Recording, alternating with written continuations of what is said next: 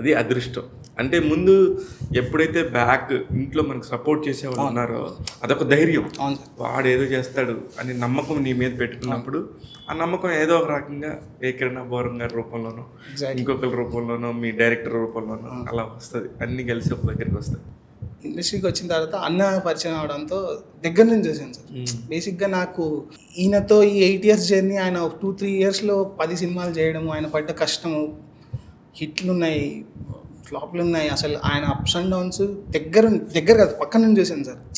అంతకన్నా great learning ఏముంటది, నాకు వేరేది ఏం అంతకన్నా పెద్దగా ఏం అనిపించలేదు. ఏ యూనివర్సిటీలో కూడా అది నేర్పరు.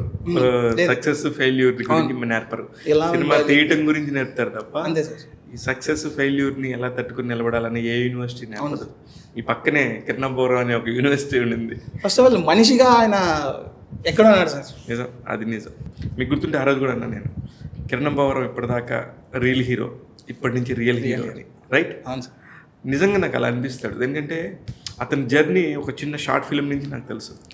నా కళ్ళ ముందు అలా వచ్చి ఇలా ఎదిగి చూపించి నేను నించుంటాను, నాతో పాటు 100 మందిని నించోబెడతాను అనే ధైర్యం కంటెంట్ ఉన్నోడికి ఉంటుంది. ఆ కంటెంట్ కిరణ్ అబ్బవరం దగ్గర పుష్కలంగా ఉంది.